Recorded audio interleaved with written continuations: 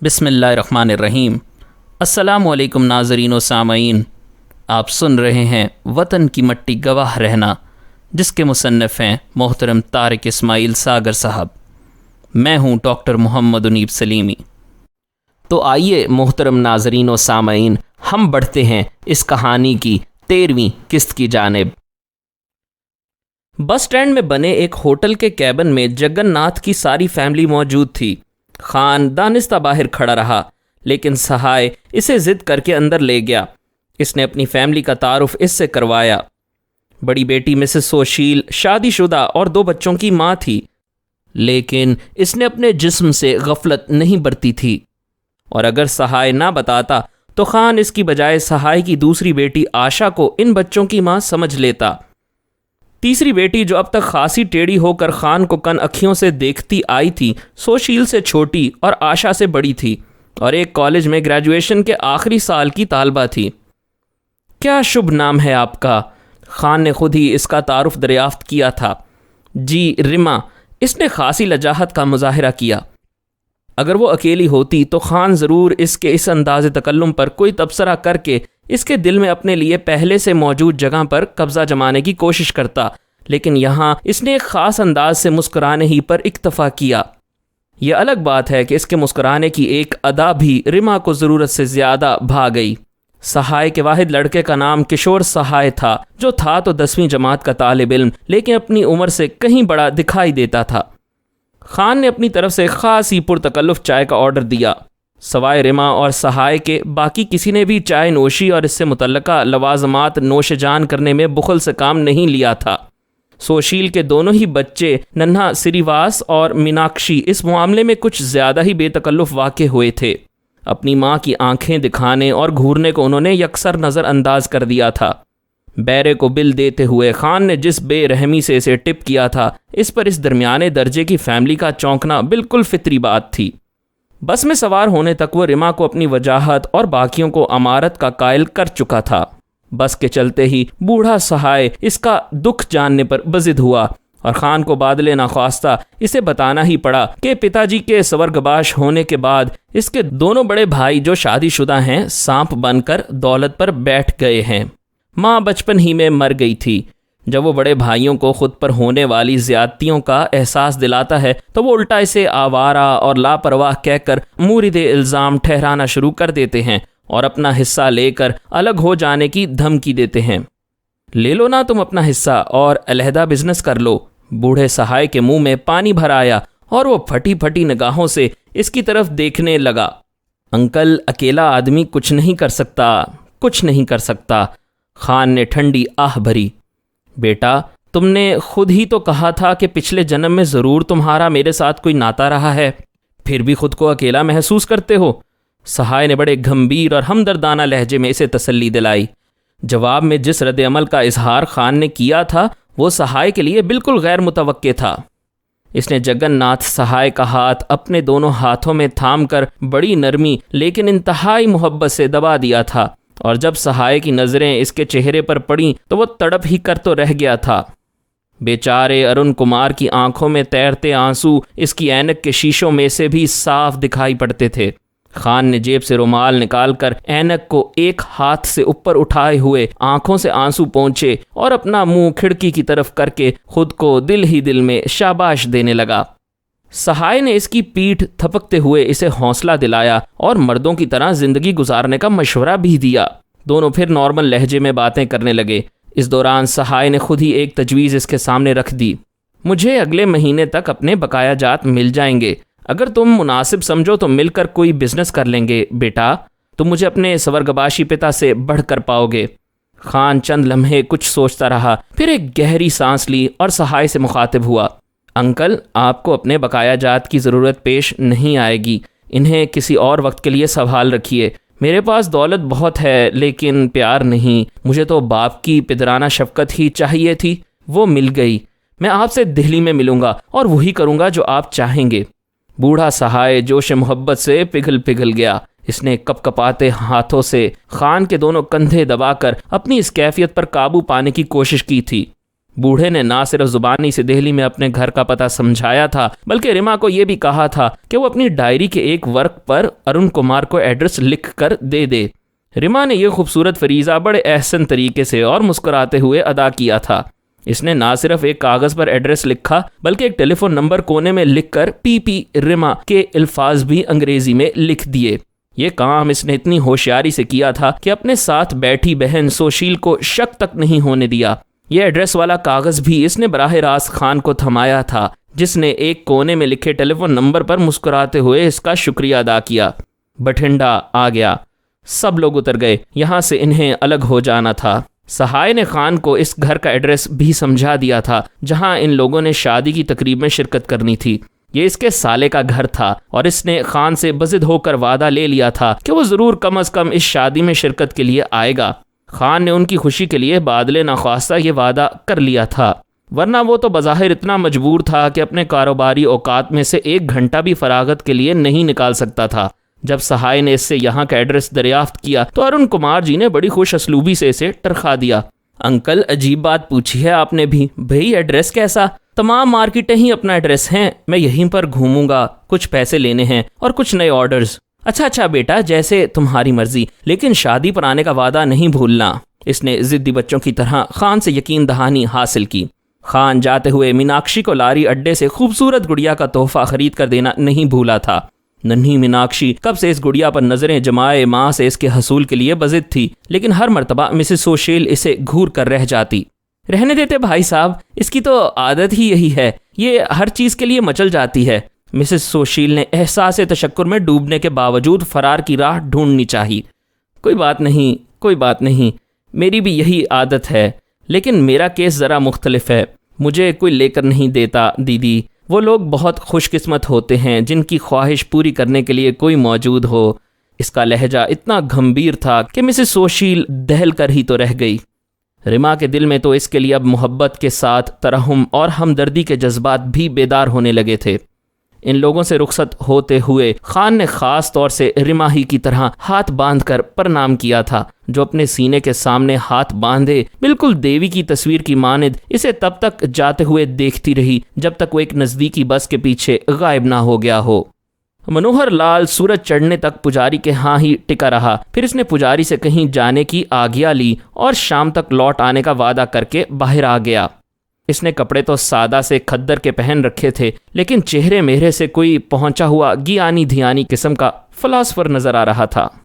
مندر سے باہر آ کر اس نے سگریٹ سلگایا اور کسی گہری سوچ میں ڈوبا اس کے لمبے لمبے کش لیتا بس اسٹینڈ کی طرف جا رہا تھا۔ قریباً 1 گھنٹہ بعد وہ ابوہر کے بارڈر سیکیورٹی فورس کے کمپنی ہیڈ کوارٹر کے سامنے کھڑا تھا۔ انکوائری پر اس نے اپنا نام پتہ لکھوایا اور ایک کیپٹن سے ملاقات کی خواہش ظاہر کی۔ مقصد ملاقات دریافت کرنے پر اس نے کلرک کو قریباً گھور کر دیکھا۔ اسی سے پوچھ لو۔ کلرک نے ایک لمحے کے لیے اس کی طرف دیکھا، لیکن اس کی آنکھوں سے نکلنے والی برقی رو نے کلرک کو دوبارہ اس کے چہرے کی طرف دیکھنے کی ہمت نہ دلائی۔ وہ سہم کر رہ گیا، آج تک اس نے ایسی آنکھیں نہیں دیکھی تھیں۔ اس نے انٹرکام پر کیپٹن دوبے کا نمبر ملایا۔ جیسے ہی اس کے منہ سے ملاقاتی کا نام نکلا، دوسری طرف سے کیپٹن نے اسے ڈانٹ دیا۔ ابھی تک وہ باہر ہی کھڑے ہیں؟ وہ اتنی زور سے چیخا کہ کلرک کی گھگی بند گئی۔ یس سر، میں ابھی بھیج رہا ہوں سر۔ اس کی زبان لڑکھڑائی۔ شٹ اپ، میں جیپ بھیجتا ہوں انہیں لینے کے لیے۔ کیپٹن نے فون کریڈل پر پٹخ دیا۔ منوہر لال، جو کلرک کے چہرے پر بدلتی کیفیتوں سے لطف اندوز ہو رہا تھا، اس گفتگو کے خاتمے پر اس کی طرف دیکھ کر مسکرایا۔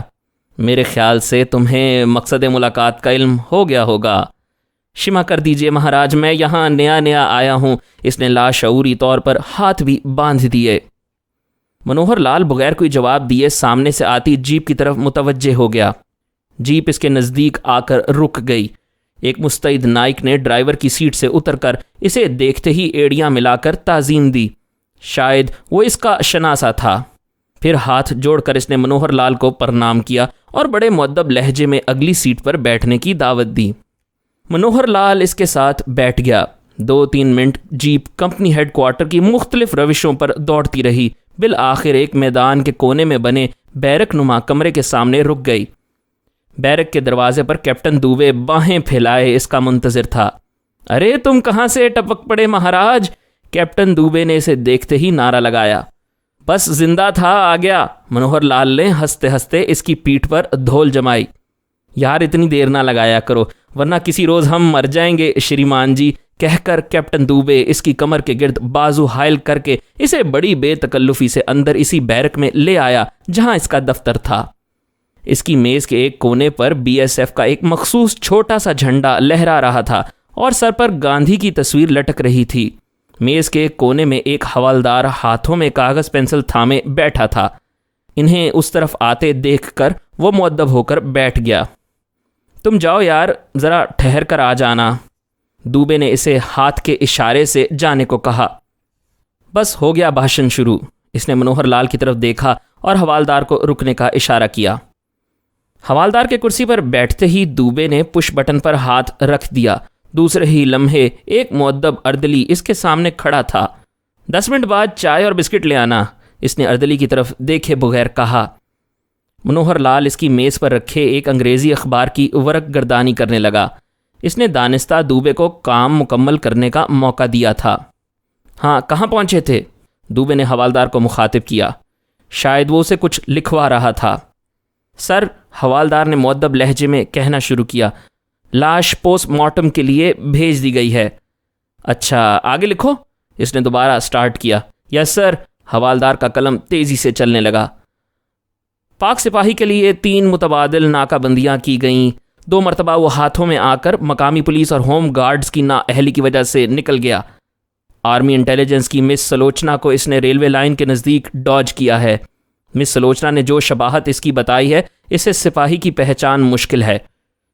तीनों चेक पोस्टों की रिपोर्ट मुंसलिक है। मेरे ख्याल के मुताबिक वो इस इलाके से निकल चुका है। मज़ीद तहकीकात जारी हैं।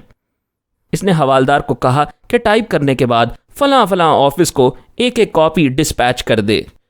अखबार की सतरों पर नज़र जमाए मनोहर लाल को इस रिपोर्ट के खात्मे पर गोया नई जिंदगी नसीब हुई थी। इसके लिए ये अमर बाइस इत्मीनान था कि पाक सिपाही अभी तक गिरफ्तार नहीं हो सका। इस मुख्तसर गुफ्तगू से वो कम अज़ कम एक नतीजे पर तो पहुंचा था कि इस मरतबा भारतीय इंटेलिजेंस का साबका किसी आम एजेंट से नहीं, बल्कि एक तरबियत याफ्ता और मुकम्मल पाक सिपाही से इन्हें पाला पड़ा है। हवालदार की रवानगी के बमुश्किल 2 मिनट बाद ही मुअद्दब अर्दली चाय की ट्रे उठाए अंदर आ गया। दोनों इधर उधर की बातें करते रहे। ये मुलाकात शायद 1.5 माह के बाद हुई थी, जिसे वो लोग खासी मुद्दत समझ रहे थे। दोनों के दरमियान इतनी बेतकल्लुफी थी कि दुबे के स्टाफ के अक्सर लोग भी मनोहर लाल को पहचानने लगे थे। क्या चक्कर है महाराज, कोई और जंग तो नहीं करवाने लगे? फिर पाकिस्तानी घुसपैठियों की खबरें आने लगी हैं अखबारों में। मनोहर लाल अब अपने मतलब की तरफ आ रहा था।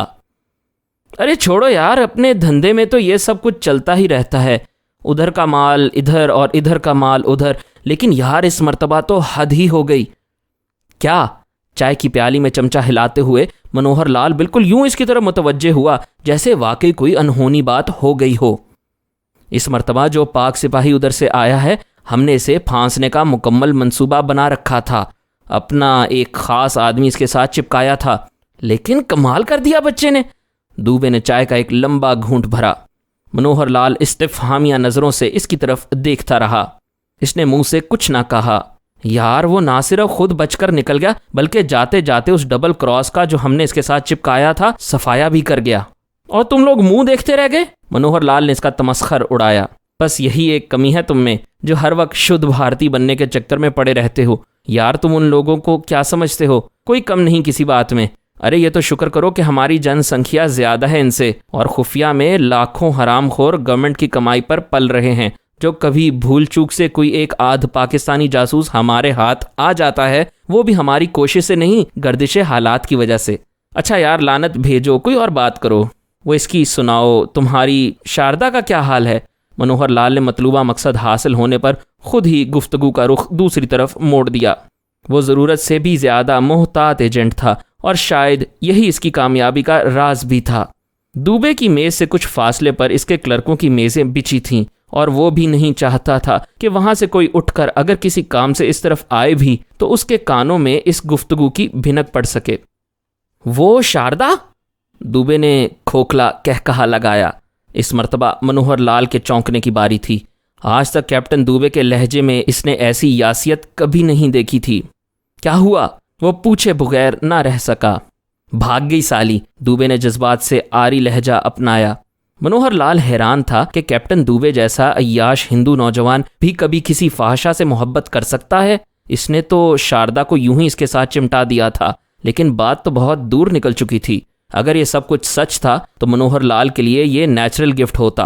اس نے شاردا کے معاملے میں دوبے کو مختلف بہانوں سے کریدا اور اس نتیجے پر پہنچا کہ واقعی بھارتی سیکیورٹی فورسز انٹیلیجنس کے کیپٹن دوبے کو شاردا نامی اس فحشہ سے محبت ہو گئی تھی، جسے اس کے امرتسر پوسٹنگ کے دوران منوہر لال نے ایک منصوبے کے تحت دوبے سے ٹکرایا تھا۔